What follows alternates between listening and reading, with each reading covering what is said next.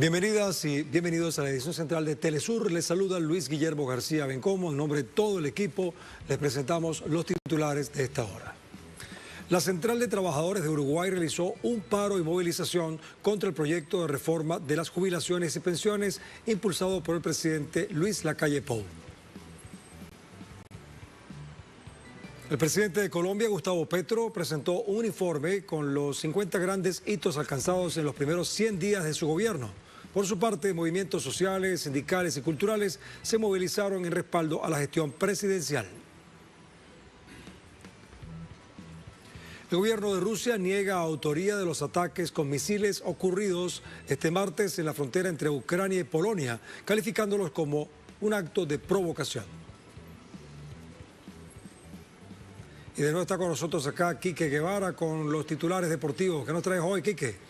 ¿Cómo estás, Luis? Saludos para ti, para esta gran audiencia de Edición Central a esta hora. Como siempre, información deportiva, y nuestro principal titular en el día de hoy tiene que ver con declaraciones del técnico de la selección de Argentina, Lionel Scaloni, previo a un partido amistoso, y además que le va a servir para poner a tono a sus jugadores ya próximo a su partido de debut ante Arabia Saudita en este Mundial de Qatar. Los detalles de estas declaraciones junto a otras informaciones, como siempre, se las vamos a ampliar en tan solo minutos aquí en Edición Central. Así será. Muy bien, vamos a ver qué nos trae Cultura con Nery Paredes, Quique. Vamos a verlo. Adelante. Gracias a ti y a toda la teleaudiencia de Telesur, les doy la bienvenida a esta edición central informándoles que el llamado caso Narvarte, ocurrido en la Ciudad de México en el año 2015, es reconstruido a través del documental A Plena Luz del cineasta mexicano Alberto Arnaut. Pero esta y más información cultural de los pueblos será ampliada en nuestra sección de Cultura. Gracias, Nery, gracias, Quique. Bueno, de inmediato vamos con las noticias, con sus detalles. Y al final veremos que tenemos en Deporte y Cultura ampliado. La Central de Trabajadores de Uruguay realizó un paro y movilización contra el proyecto de reforma de las jubilaciones y pensiones impulsado por el presidente Luis Lacalle Pou. Desde la capital de Uruguay, Montevideo, nuestro corresponsal Mateo Grille tiene toda la información.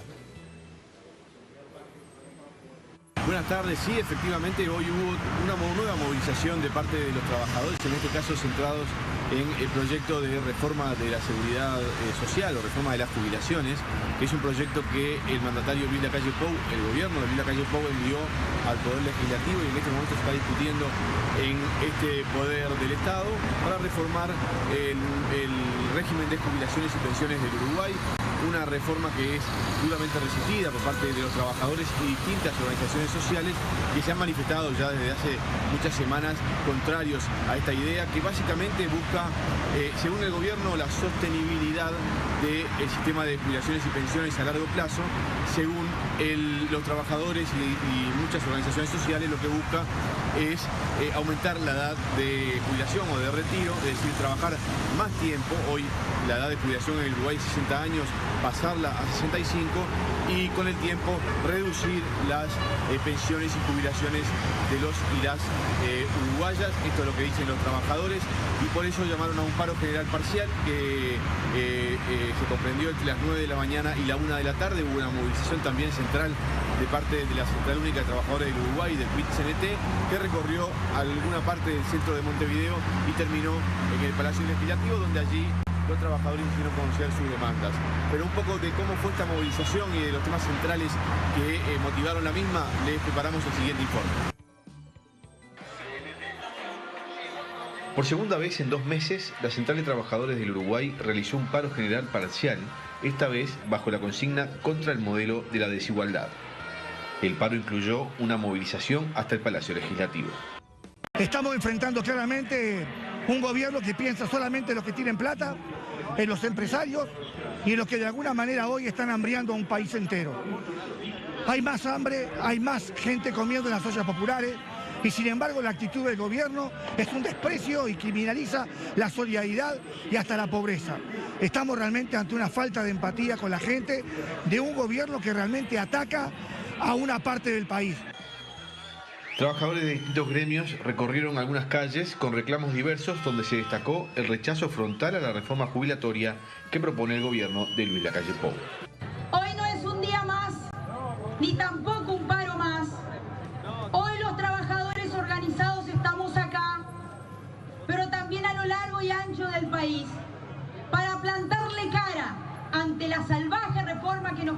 imponer. Acá estamos para decir no a la reforma jubilatoria. Según los trabajadores, la reforma propuesta por el gobierno y que está a estudio parlamentario solo beneficia a las administradoras privadas de fondos previsionales, cuyo único objetivo es el lucro. Esta reforma solo beneficia al zorro, al cuidado de las gallinas. Me refiero al capital financiero en su forma AFAP, que es el único beneficiado por este proyecto de reforma y que nosotros, desde el movimiento obrero organizado, rechazamos de plano, porque la seguridad social es un ámbito de protección social, es un ámbito de conquista, de beneficio, no es un ámbito de lucro. Según el gobierno, el proyecto busca asegurar la sostenibilidad futura del sistema jubilatorio, pero para ello aplica una vieja receta. Aumenta la edad de retiro y reduce las pensiones y jubilaciones. Compañeras, que no nos roben el futuro. ¡Arriba la clase obrera! ¡Arriba la DGF! ¡Arriba el PNV! ¡Y arriba los que luchan siempre! Ante este panorama, es probable que la conflictividad continúe y que esta no haya sido la última movilización sobre este asunto. Allí tenían algunas alternativas de esta movilización y este paro convocado por los trabajadores uruguayos, paro que tuvo una adhesión importante, sobre todo en el sector público del país. Las empresas públicas del Uruguay, los distintos organismos no abrieron sus puertas, por lo menos en la mañana, y el paro naturalmente fue dispar respecto a su adhesión en el sector privado de la economía nacional. Hay que recordar que una de las principales promesas de campaña del presidente Luis Lacalle Pou, la campaña preelectoral, cuando estaba en juego quién iba a ser el nuevo presidente de la República, fue que no iba a tocar, no iba a modificar la edad de la jubilación en el Uruguay. Esto 2 años y medio después de que asumió el gobierno se vino a pique.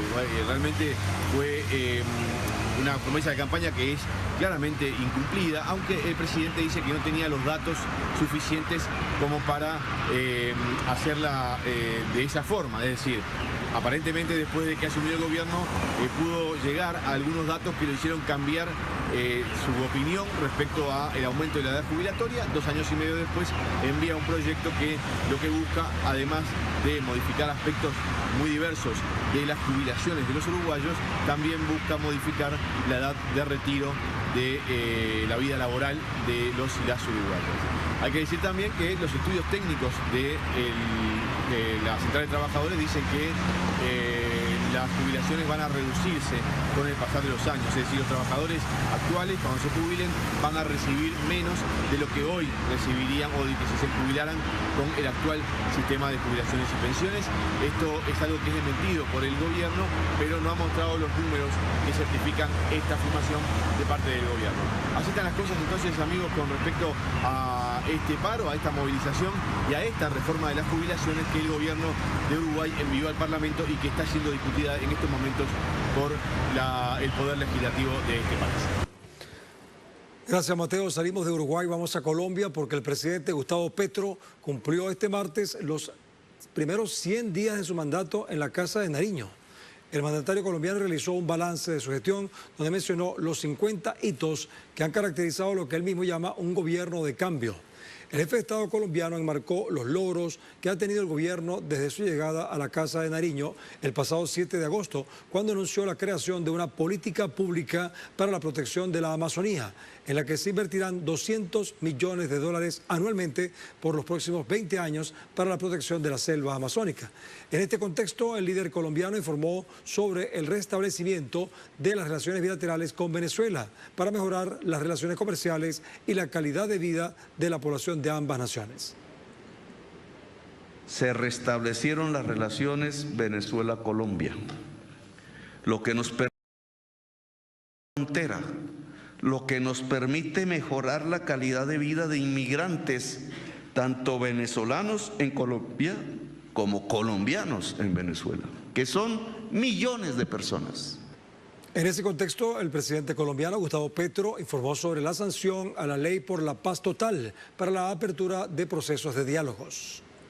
se sancionó la ley de la paz total, una de las principales leyes con la cual tendremos los instrumentos jurídicos para abrir procesos de negociación, unos de tipo político, ya empezó el del ELN, otros de tipo jurídico, como acogimiento a la justicia en el caso de bandas y organizaciones sin origen político en Colombia. En ese sentido, con motivo de los 100 días de gobierno del presidente Gustavo Petro, se llevaron a cabo movilizaciones en apoyo al mandatario en diferentes localidades del país. Asimismo, la Central Unitaria de Trabajadores y gremios, como la Federación Colombiana de Educadores, FECODE, fungieron como promotores de estas marchas. Por otra parte, miembros del Sindicato de Trabajadores del Transporte, que fueron partícipes en estas movilizaciones, solicitaron avances en reformas laborales para la mejoría de los trabajos y el aumento de los salarios dignos. Por su parte, el alto comisionado para la paz, Danilo Rueda, informó que Cuba y Noruega actuarán como garantes en los procesos de diálogo entre el gobierno colombiano y el Ejército de Liberación Nacional, ELN. Sobre los países garantes hay que volver a precisar que en este momento son Cuba y Noruega. Cualquier otro participante se conocerá luego de que se reinicie la mesa de conversaciones.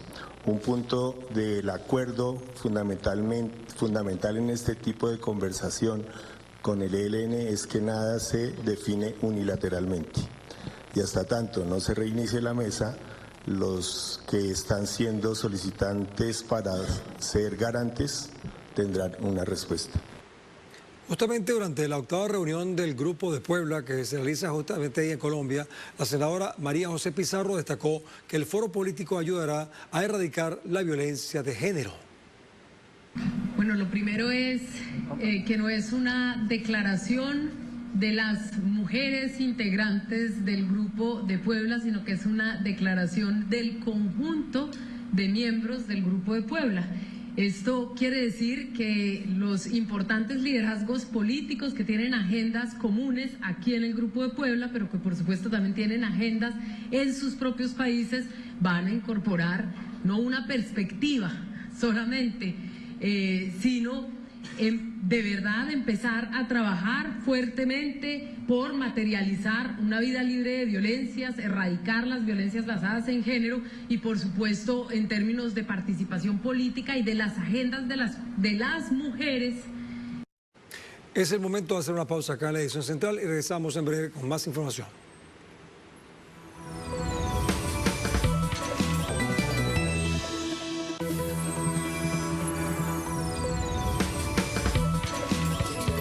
Seguimos con la edición central de Telesur. Vamos ahora a Bolivia. La polémica sobre la fecha del Censo Nacional de Población y Vivienda se trasladó al legislativo en un intento de la oposición por adjudicarse una presunta victoria en el conflicto que planteó y que lleva 45 días de huelga por tiempo indefinido en el departamento de Santa Cruz.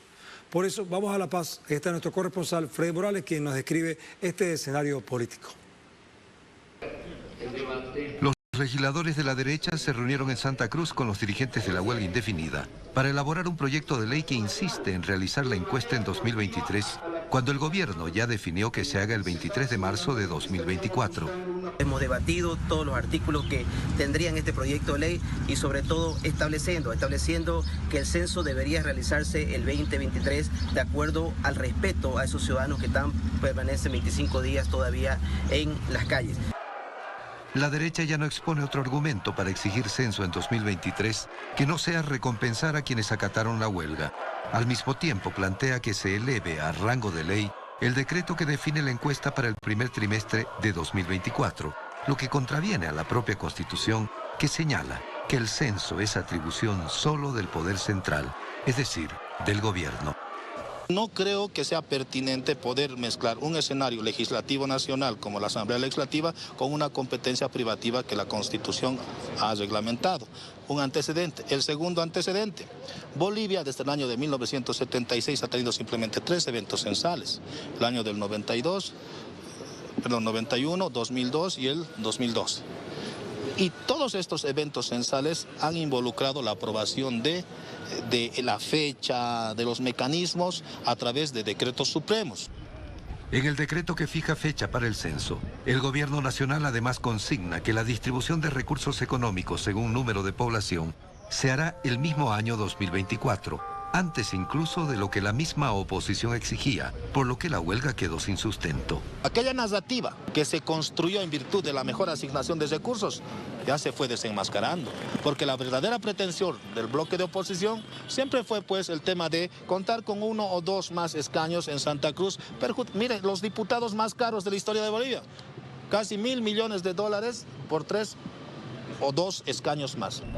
Ante la ausencia de justificación para mantener la huelga, sus dirigentes ahora reclaman iniciar un proceso para declarar a Bolivia un Estado federal, lo que implica modificar la propia constitución política del Estado. Para este miércoles se aguarda un anuncio sobre si se suspende la huelga o si continúa, con qué argumentos. Freddy Morales, Telesur, Bolivia. Pasamos a Ecuador porque se conmemoró el centenario de una masacre contra la clase obrera ordenada por el presidente José Luis Tamayo contra trabajadores quienes exigían reivindicaciones laborales. Desde Quito, nuestro corresponsal Henry Pillajo nos traslada a este trágico recuerdo. La reivindicación de los derechos laborales en el país surge tras uno de los hechos más crueles de la historia, la masacre de los trabajadores en 1922 en la ciudad de Guayaquil, donde cientos de obreros fueron asesinados en su lucha por mejores condiciones de vida. El día 15, la gran movilización de los trabajadores a la tarde, a partir de las 3 de la tarde, es reprimida con fuego y los disparos, incluso no solo en la calle principal a 9 de octubre, sino en las calles laterales de Guayaquil, donde no podían escapar tampoco los trabajadores. Y por consiguiente se produjo una mortandad escandalosa de trabajadores, que es la que se recuerda este 15 de noviembre. Hace 100 años, el país atravesaba una profunda crisis económica que se vio reflejada, entre otras áreas, en los sistemas de producción del cacao. Además, la clase obrera estaba desatendida. Factores como estos fueron determinantes para la organización y lucha obrera que comenzó con la paralización de los ferrocarriles, el instrumento más moderno para esa época. ¿Y en qué consistían esos reclamos? 1, mejora de salarios. 2, que se respete la jornada de 8 horas, que ya se había establecido en el año 1916 y que se incumplía.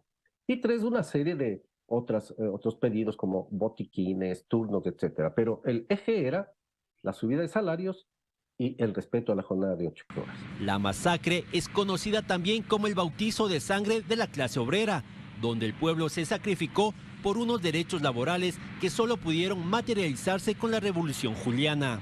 Los primeros derechos, como el salario mínimo, la pensión jubilar, la atención en dispensarios médicos, el contrato individual, que se cristalizan en la Constitución de 1929. La lucha obrera no solo deja importantes beneficios para toda la clase trabajadora, también deja un fuerte legado para continuar la defensa de los derechos laborales que continúa siendo vulnerados en el país. Todavía se sigue reprimiendo de manera inhumana, se sigue reprimiendo de manera criminal, porque se utiliza balas para reprimir las manifestaciones, pero también se criminaliza y se judicializa a los dirigentes y a quienes hayan propiciado el paro. Este hecho histórico recuerda que la lucha de los trabajadores por mejorar su calidad de vida continúa y que la organización social es necesaria para enfrentar y vencer la violencia de las clases dominantes. Henry Pillajo, Telesur, Ecuador. En México, el Mecanismo Especial para el Seguimiento del caso Ayotzinapa de la Comisión Interamericana de Derechos Humanos presentó su tercer informe señalando los avances que ha tenido el gobierno del presidente Andrés Manuel López Obrador para aclarar los hechos. Desde Ciudad de México, nuestro corresponsal Eduardo Martínez aporta más elementos al respecto. El Mecanismo Especial para Seguimiento del Asunto Ayotzinapa de la Comisión Interamericana de Derechos Humanos presentó su tercer informe esta mañana, donde señaló que ve con buenos ojos los esfuerzos que está realizando el gobierno del presidente Andrés Manuel López Obrador para dar esclarecimiento a los hechos del 26 y 27 de septiembre de 2014 en el municipio de Iguala, en el sureño estado de Guerrero, que culminó con la desaparición forzada de 43 estudiantes normalistas. En ese sentido, la relatora especial para el caso, Esmeralda Arosamena, señaló su preocupación por la falta de voluntad que ha mostrado el ejército mexicano para entregar la información necesaria que contribuya a saber qué fue lo que ocurrió la noche en que desaparecieron los jóvenes. La comisión concluyó que México en su momento tuvo la capacidad de explicar con veracidad el destino de los estudiantes de Ayotzinapa y que los agentes estatales que lideraron estas investigaciones tomaron la decisión de desplegar una operación de encubrimiento y evasión de responsabilidad.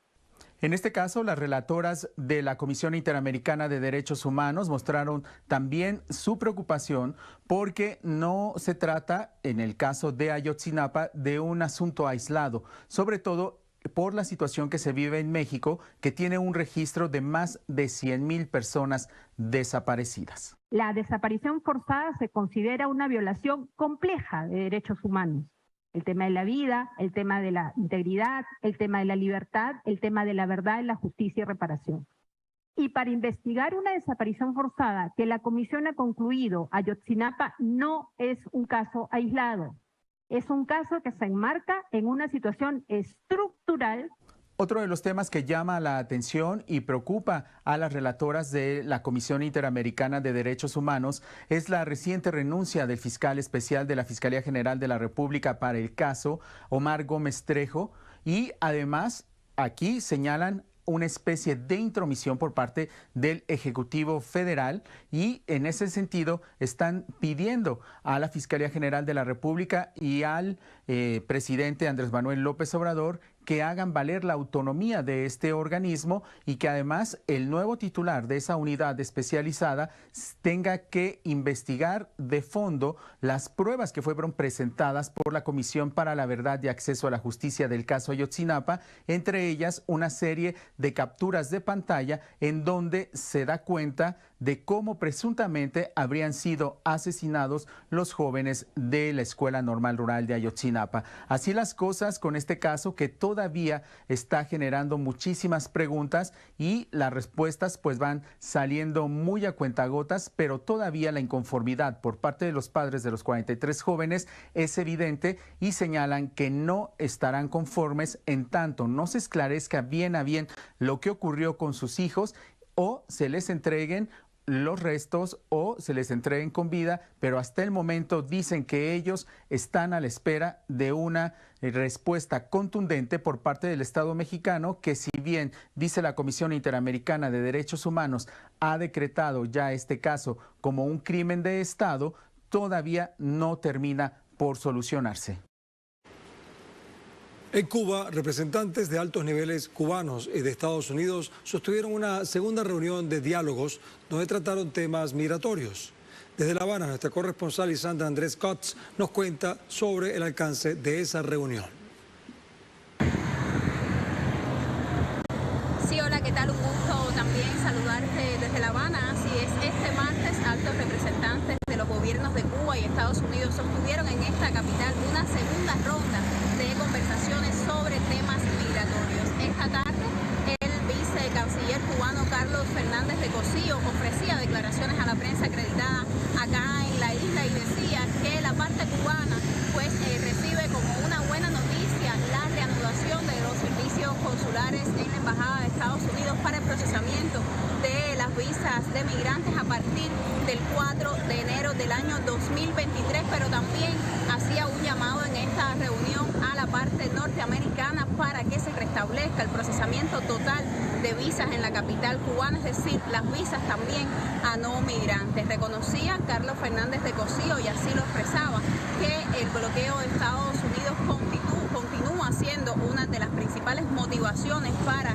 la migración en Cuba hacia territorio de Estados Unidos y también algunas de las medidas que la Casa Blanca para fomentar la migración ilegal hacia territorio estadounidense. Dijo el vicecanciller cubano que solamente en los cálculos que se tienen hasta septiembre de este año 2022, más de 220.000 cubanos entraron por la frontera sur de Estados Unidos a territorio norteamericano por vías irregulares. También manifestó la decisión del gobierno cubano de retomar los vuelos de deportación a ciudadanos cubanos que una vez lleguen a territorio estadounidense pues son calificados como no admisibles. Hasta ahora el gobierno de Estados Unidos no se ha pronunciado al respecto, pero Cuba pues sí ya manifestó abiertamente su voluntad y que están creadas todas las condiciones para retomar este servicio de vuelos de deportación que había sido suspendido en el año 2020, en los primeros meses del año 2020 a causa de la COVID-19. Carlos Fernández de Cosío manifestó que estos encuentros con la parte norteamericana, la reanudación de estos encuentros para la conversación de temas migratorios es un paso muy importante para lograr que la migración entre ambos países sea legal y segura, y decía que también estos encuentros pudieran abrir la posibilidad para que se pongan sobre la mesa de negociaciones entre Cuba y Estados Unidos otros asuntos también que son de interés para ambos países. Bueno, hablando de estos temas, el Comité del Congreso de Estados Unidos, que investiga el asalto al Capitolio del 6 de enero de 2021, acusó al expresidente Donald Trump de esconderse por haber rechazado declarar pese a haber sido citado.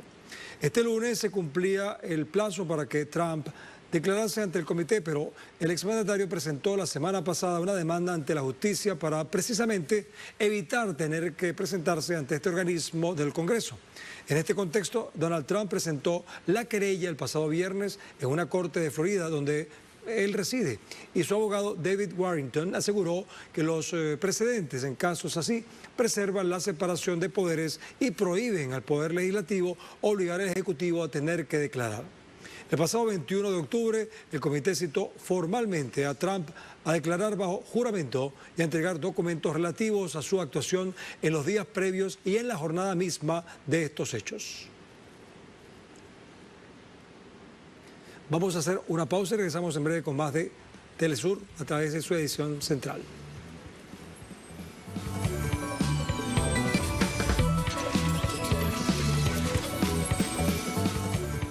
Ahora en la edición central de Telesur vamos a recorrer otras partes del mundo con este reporte de 360 y lo hacemos por Rusia porque el Ministerio de Defensa de esa nación, en relación con la presunta caída de misiles en Polonia, calificó los reportes que mencionan esto como una provocación deliberada que busca una escalada en las actuales tensiones. El Ministerio negó haber atacado objetivos cerca de la frontera entre Ucrania y Polonia, enfatizando que la estrategia de la operación militar especial no prevé el ataque a la zona limítrofe. Al respecto, Moscú detalló que las imágenes de los restos de los misiles difundidas por medios de difusión de mensajes polacos no tienen ninguna relación con el desempeño de las armas utilizadas por el ejército ruso.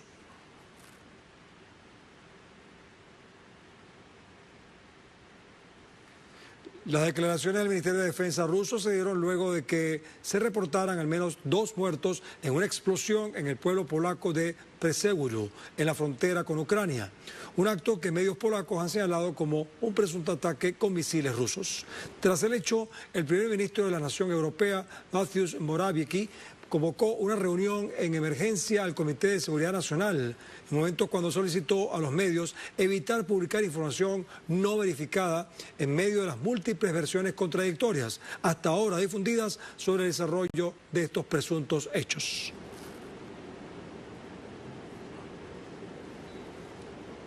Mientras tanto, en Estados Unidos, el portavoz del Pentágono, Patrick Ryder, comunicó que hasta el momento no hay ninguna información que corrobore un presunto ataque de misiles rusos contra el territorio polaco. Tenemos a este momento información para corroborar los reportes de prensa que alegan que miles de rusos atacaron el territorio polaco. Y bueno, y el presidente de Rusia, Vladimir Putin, acusó a países de Occidente de reescribir la historia mundial en un intento de debilitar a Moscú y socavar su soberanía.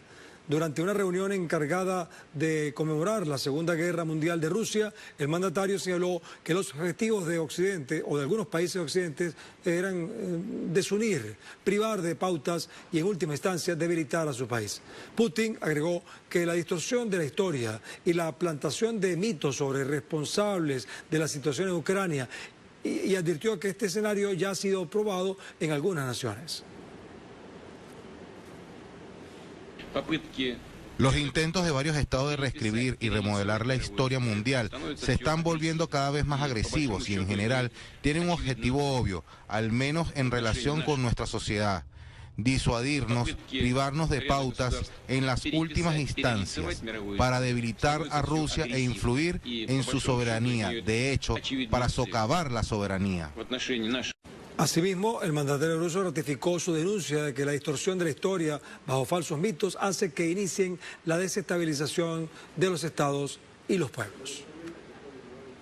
La erosión de la historia siembra de mitos, la erosión de los valores en muchos aspectos es a partir de estos mitos que comienza la desestabilización de los estados y los pueblos. Tal escenario, como vemos, ya ha sido probado en algunos países, incluida Ucrania, en varios otros estados. En Turquía se reportó una nueva explosión en la capital, en Estambul. Según reportes preliminares, no se registraron víctimas mortales ni heridos, pero medios locales informaron que se trata de un automóvil que explotó en el distrito de Fatih y provocó que al menos 3 vehículos se incendiaran. Testigos detallaron que se escuchó una fuerte detonación proveniente de un coche, un vehículo pues. El incendio fue controlado por los equipos de bomberos y se han iniciado las investigaciones, por supuesto, para tratar de determinar las causas del incidente. Este hecho ocurre 72 horas después de que se registrara una explosión en Estambul que dejó 6 muertos y más de 80 heridos.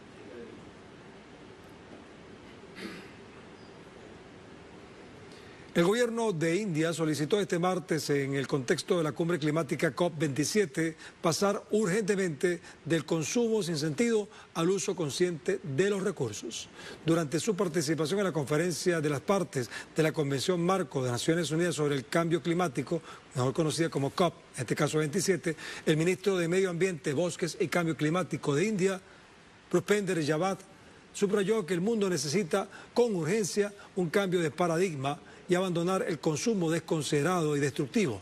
En este sentido, recordó que Nueva Delhi lanzó una serie de iniciativas de gran alcance en materia de energía renovable, las cuales proponen la movilidad eléctrica, combustibles mezclados con etanol e hidrógeno verde como fuentes energéticas. Asimismo, señaló que su país trabaja en estrategias de crecimiento con bajas emisiones a largo plazo, indicando vías de transición hacia bajas emisiones de carbono en sectores económicos clave.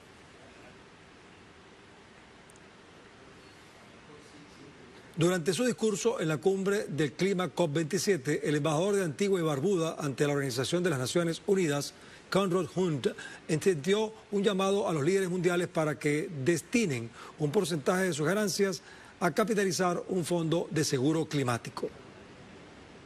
Hago un llamado al secretario general de las Naciones Unidas para que convoque a los líderes mundiales, las principales empresas de combustibles fósiles, para implorarles que destinen un porcentaje de sus ganancias a capitalizar un fondo de seguro climático para pérdidas y daños. Esta COP debe establecer un acuerdo de financiación para pérdidas y daños. Por su parte, el ministro de Educación, Desarrollo Sostenible, Innovación, Ciencia y Tecnología de Santa Lucía, Sean Andrew Edwards, denunció que muchos países se comprometen con iniciativas de energías limpias. Sin embargo, se mantienen multiplicando de manera simultánea sus inversiones y ganancias en combustibles fósiles. ¿Cuándo dejarán los principales emisores de dar marcha atrás cuando se comprometen con pequeñas ganancias e iniciativas en energía limpia, por un lado, mientras que simultáneamente multiplican sus inversiones y ganancias en combustibles fósiles, por el otro? Nosotros, el pueblo de Santa Lucía, sufrimos las consecuencias de esta hipocresía. Al respecto, Venezuela acapara titulares por su irrupción en el escenario mundial tras la COP27. Diversas señales auguran un nuevo periodo en el trato de la llamada comunidad internacional hacia el gobierno bolivariano.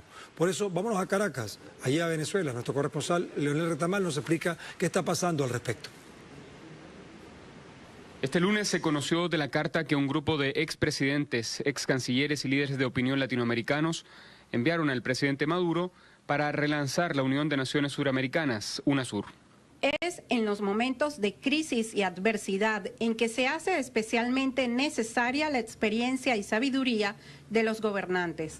Tenemos grandes expectativas en los liderazgos que ustedes ejercen frente a sus países. Confiamos en su visión para hacer de nuestra América del Sur un motor impulsor de un nuevo nivel de unidad e integración latinoamericana. Noviembre ha sido un mes de intensa diplomacia para Venezuela. A la visita a Caracas del presidente Petro de Colombia le siguió el mandatario de Guinea-Bissau, luego la COP27 y el encuentro con otros mandatarios y líderes mundiales, y la ronda de diálogos en París con sectores de la oposición. Diálogo y diplomacia, dos mantras de Venezuela en los últimos años. Siempre lo he dicho, no es la primera vez. El que quiera hablar, hablaremos. El que quiera sonreír, sonreiremos.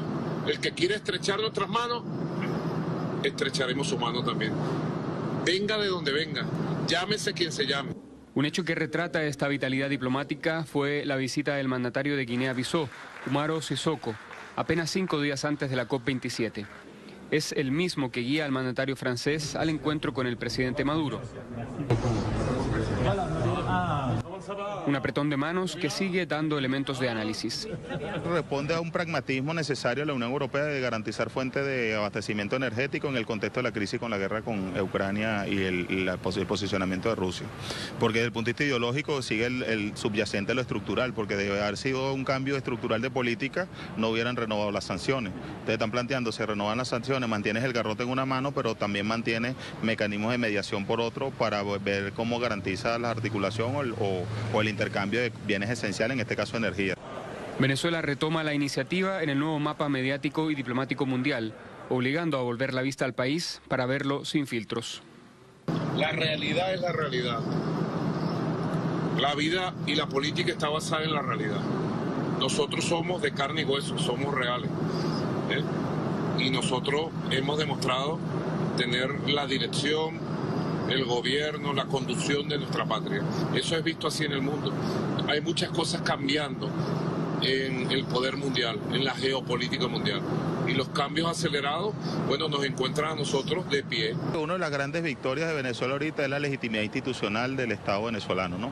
Que ya se reconoce al jefe de Estado como tal, al presidente Nicolás Maduro, y se reconoce de manera indirecta a través de los operadores internacionales y los gobiernos internacionales que la política del gobierno de facto de Guaidó no era la política correcta, ¿no? La nueva situación política en el continente genera condiciones de mayor protagonismo para los gobiernos latinoamericanos y su relación de diálogo con Venezuela. Si Venezuela logra estabilizarse económicamente, políticamente, por lo que representa el punto de vista energético, por lo que representa desde el punto de vista de recursos naturales, sería una fuente fundamental para el desarrollo económico estructural del continente. Las 5 principales economías del continente están en manos progresistas, está Argentina, está Chile, está Brasil, está Colombia, ¿sí? Y a todos les conviene tener un socio con energía como Venezuela en condiciones estables para poder desarrollar una política de articulación económica. Venezuela pide el levantamiento del bloqueo para reinstalar la mesa de diálogo del gobierno con sectores opositores. Muchas voluntades nacionales e internacionales trabajan para que eso ocurra. Nuevamente, diálogo y diplomacia. Leonel Retamal, Telesur Caracas, Venezuela. Seguimos hablando de Venezuela porque el presidente Nicolás Maduro informó que la vicepresidenta Delcy Rodríguez arribó a Países Bajos para participar en las audiencias en relación con el tema del Esequibo venezolano. La vicepresidenta está ahorita de viaje en La Haya porque va a defender el derecho de Venezuela, su derecho histórico y jurídico sobre el Esequibo. Y fue para allá a representar a Venezuela, estén pendientes. Al respecto, a través de su cuenta en Twitter, la vicepresidenta venezolana Delcy Rodríguez expresó lo siguiente: fuimos recibidos por la Cancillería de Países Bajos en La Haya para participar en las audiencias sobre las objeciones preliminares presentadas por Venezuela contra la demanda unilateral de Guyana ante la Corte Internacional de Justicia. El sol de Venezuela nace en el Esequibo.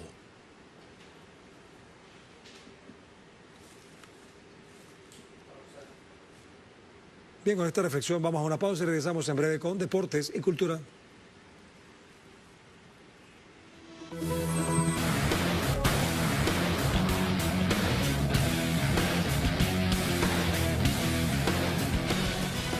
Bien, seguimos en la edición central ahora con los deportes, por supuesto, con Enrique Quique Guevara. A ver qué nos trae, Enrique. Vamos a ver qué traes por allí.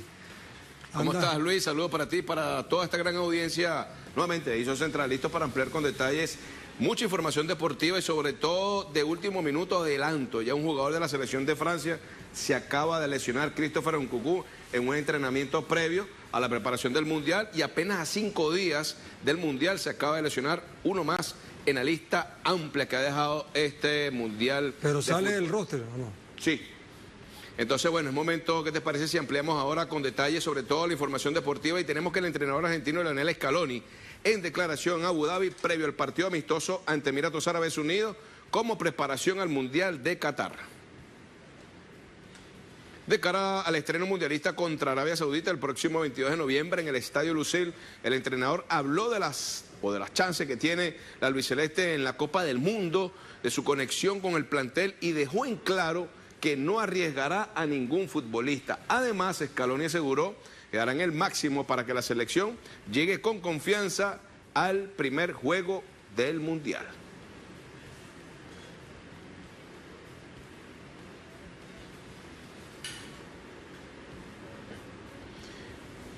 Bien, y hablando precisamente de Argentina, en este país, Argentina, bueno, a días de que comience el Mundial de Fútbol, diversos movimientos sociales jugaron un partido en la Plaza de Mayo para rechazar las imposiciones del Fondo Monetario Internacional al país suramericano. Carolina Silvestre nos amplía con detalles. La Patria versus el Fondo Monetario Internacional fue el nombre elegido para el partido de fútbol que llevó la consigna al ajuste del fondo, lo ganamos en la calle. Lo que venimos a visibilizar, básicamente, con esta humorada, pero en realidad es para reflexionar, lo queremos hacer de otro lugar, no de la movilización tradicional, sino de otro lugar. Es que el principal problema que tiene la Argentina es la situación de sumisión al colonialismo y a la dependencia con los organismos internacionales como el Fondo y el Imperio, obviamente, y bueno, y sus multinacionales extranjeras del agro, de la minería, extrayendo salvajemente la riqueza de la Argentina, mientras los argentinos, hambre y miseria. La convocatoria fue realizada por el Bloque Social por el Trabajo, integrado por el Frente Milagro Sala y la Federación Nacional de Trabajadores. El equipo de la Patria, bueno, está el pueblo, está Perón, está Vita, está el Che, está Milagro, ¿no? Bueno, está Néstor.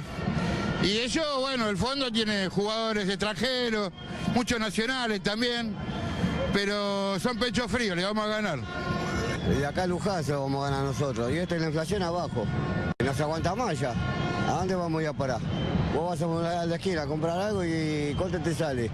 De acuerdo a los activistas, el objetivo de la propuesta fue calentar la previa al Mundial. Le damos creatividad al tema del ajuste. Nosotros entendemos que distintos gobiernos cuando ajusta es siempre para los como nosotros, para el pueblo. Hoy este partido es el pueblo versus el FMI. Entendemos que vamos a ganar nosotros como siempre, pero hay que seguir luchando. Los manifestantes además adelantaron que realizarán más protestas durante el mes de noviembre para que la Patria le gane al fondo. Carolina Silvestre, Telesur, Buenos Aires. Es lo que llamamos buen golazo al Fondo Monetario Internacional. A ver, y hablando de ídolos, en este caso, bueno, se suman a la FIFA futbolistas de renombre en la presentación de la nueva campaña Football Unites the World. Un grupo de estrellas de fútbol se han unido en un nuevo cometido llevado a cabo por la máxima entidad del balompié internacional, el cual será implementado durante todo el torneo. El principal propósito de dicha causa será manifestar la virtud que tiene el deporte rey para unir a las personas. Futbolistas como por ejemplo Hassan Al-Aidos, Alisson Becker, Karim Benzema, Lucy Bronze, Didier Drogba, Julia Guin, Kaká, Roberto Lewandowski, Carly Lloyd, Edouard Mendy, Lionel Messi, Neymar, Emmanuel Petit, Cristiano Ronaldo han colaborado en los videos de estreno donde se recalcan la esperanza, alegría y pasión que transmite este deporte.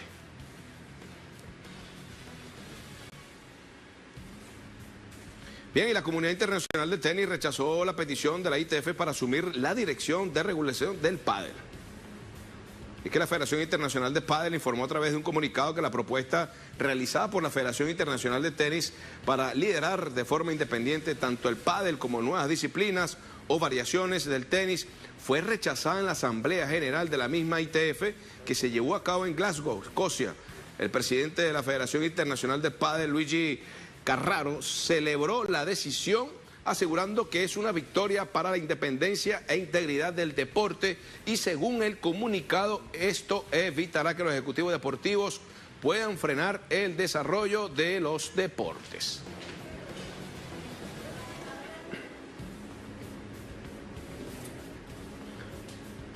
Bien, de esta manera finalizamos este breve repaso por nuestra agenda deportiva aquí en Edición Central. ¿Qué te parece, Luis? ¿Has practicado pádel? No, te iba a preguntar eso, que es que se parece a la raqueta de playa, pero con la pelota de tenis, ¿no? Entonces sí, es como más rápido, ¿no? Sí, se vuelve una cancha más cerradita, puede incluso pegar la pelota de la pared. Y fíjate algo, parece mentira, el pádel ya se han jugado varios mundiales de 1992. Y adivina quién es el rey del pádel en los mundiales. Bueno, yo no sé. Argentina. Argentina, con 11 campeonatos mundiales contra 8 de España, y en la rama femenina están igualados.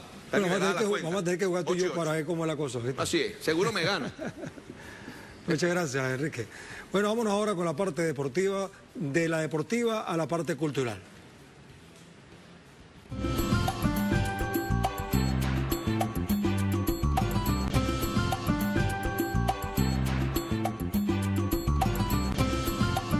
Esta es Neri Paredes en Cultura. Adelante. Gracias por continuar con nosotros. Ampliamos información en materia cultural contándoles que el llamado Caso Narvarte, ocurrido en la Ciudad de México en el año 2015, es reconstruido a través del documental titulado A Plena Luz del cineasta mexicano Alberto Arnaut.